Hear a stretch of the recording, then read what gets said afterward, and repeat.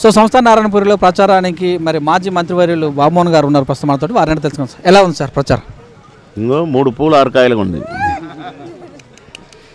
చాలా బాగుంది. ప్రజల్లో మంచి స్పందన ఉంది.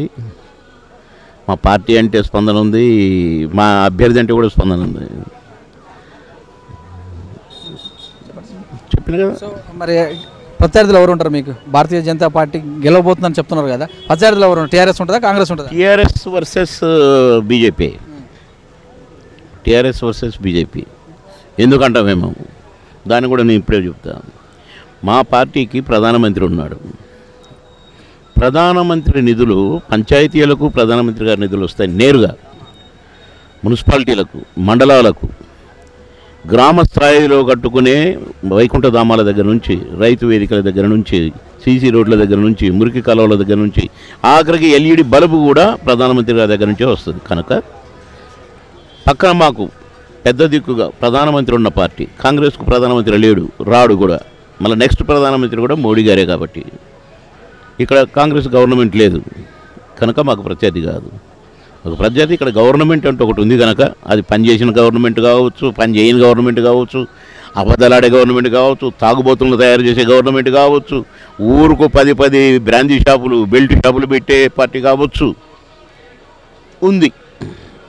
కనుకనే మాకు ప్రత్యర్థి అదే. మేము ఓడగొట్టిన దాన్నే, గెలిచినా మేము దాన్నే. సో రాజగోపాల్ రెడ్డికి బీజేపీ బలమైందంటారా? 100% కదా. ప్రధానమంత్రి ఉన్న పార్టీ ఉన్నప్పుడు, ఇప్పుడు రాజగోపాల్ రెడ్డి గారు వెనక ప్రధానమంత్రి ఉన్నాడు, 20 రాష్ట్రాల ముఖ్యమంత్రులు ఉన్నారు, మిగతా పార్టీలు ఎవరికైనా ఉన్నారా? అదే బలం. సో మహిళా ఓటర్లు ఎలా ఎవరు? ఇక బాబుమోహన్ వచ్చింది కదా, మహిళా ఓట్లు మొత్తం యాజ్ ఇట్ ఈజ్గా బీజేపీ పార్టీకి పడతాయి. సో ఆత్మీయ సమ్మేళనాలు కావచ్చు, కుల సమీకరణలు కావచ్చు, పింఛన్లు ఇస్తున్నాం మేము, అసలు బీజేపీకి ఎందుకు వేయాలంటారుగా? పెన్షన్ మొన్నటి వరకు కాదు, ఇప్పటికి కూడా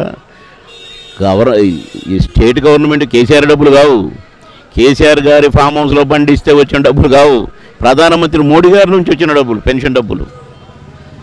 సగం మావి, సగానికి పైనే మావి. మొన్న 1000 రూపాయల పెన్షన్ ఇచ్చేటప్పుడు 800 మావి, 200 కేసీఆర్. ఇప్పుడు ఆయన మాకు పేరు ఎక్కువ వస్తుంది మా డబ్బులు ఉండటం వల్ల అని నేను 2000 ఇస్తానన్నాడు. 2000 ఇస్తానంటే తెగాశపడిపోయారు పాపం ప్రజలు. కానీ 4 సంవత్సరాల నుంచి కొత్త పెన్షన్ ఒక్కటి కూడా ఇవ్వలేదు. ఆయన 2000 ఇస్తానని పెంచినందుకు పెన్షన్లు అందరికీ ఇచ్చుంటే ఎంతోమంది లబ్ధిదారులు సంతోషపడేవాళ్ళు. కానీ ఒక్క కొత్త పెన్షన్ కూడా ఇవ్వకపోయేసరికి 4 సంవత్సరాల్లో చాలామంది బాధపడుతున్నారు, నిరాశపడుతున్నారు. కనుక పెన్షన్ డబ్బులు మోడీ గారు పంపిన డబ్బులే. దళిత బంధు ద్వారా దళిత దగ్గర అయ్యాము, మన రిజర్వేషన్ ఎస్టీలకు 10% ఇచ్చాము, వాళ్ళందరూ మా వైపు అంటున్నారు. ఎవరికి ఇచ్చిండ్రు దళిత బంధు? ఎంతమందికి ఇచ్చిండ్రు? టీఆర్ఎస్ వాళ్ళకి ఇచ్చుకుంటే కాదండి, ఆ టీఆర్ఎస్ వాడు పోకుండా కాపాడుకోవడానికే టీఆర్ఎస్ వాళ్ళకే ఇచ్చారు దళిత బంధు. గిరిజన బంధు అన్నారు, ఇక్కడ ఎలక్షన్ రాగానే గిరిజన బంధు వచ్చింది. హుజూరాబాద్లో దళిత బంధు వచ్చింది. అంటే ఎక్కడ ఏ కులం ఓట్లు ఎక్కువ ఉంటే ఆ బంధు అనౌన్స్ చేస్తున్నారు. చేసి ఇస్తున్నారా? ఇవ్వట్లేదే, గుర్రు మీద ఉన్నారే. ఇప్పుడు నాగార్జున సాగర్లోనేమో గిరిజనులు అక్కడ ఎక్కువ మంది ఉన్నారని మీకు పోటు బొమ్మలు ఇస్తా, నేను కాపల కుక్కలాగుంటా, బెత్తం పట్టుకొని కూర్చుంటా, బత్తం అయిందాకా ఈ నాగార్జున సాగర్ పొలిమేర దాటనే అన్నాడు. ఎలక్షన్ కాగానే దాటాడు, మళ్ళీ అడుగు పెట్టాడా? వాళ్ళ హామీలు అంతే ఉంటాయి.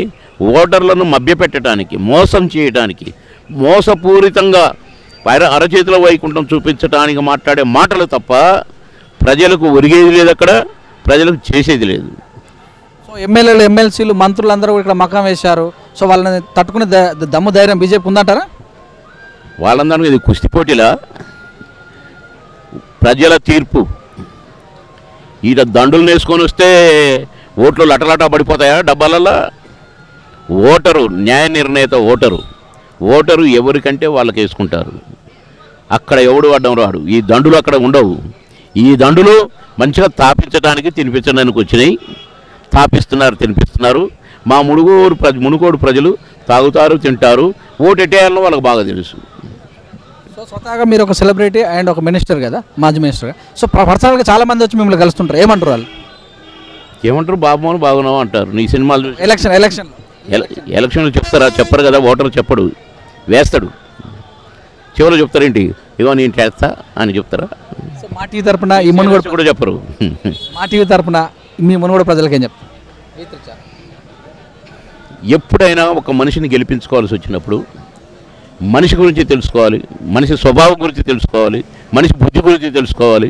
వీడు మాకు మంచి స్నేహితుడిగా ఉండడా, మాకు చేసే మంచి సేవకుడిగా ఉండడా, ఇతను నమ్ముకుంటే మంచి జరుగుద్దా చెడు జరుగుద్దా ఆలోచించి ఓటేయండి ఓటర్ మహాశయాలని కోరుతున్నాను.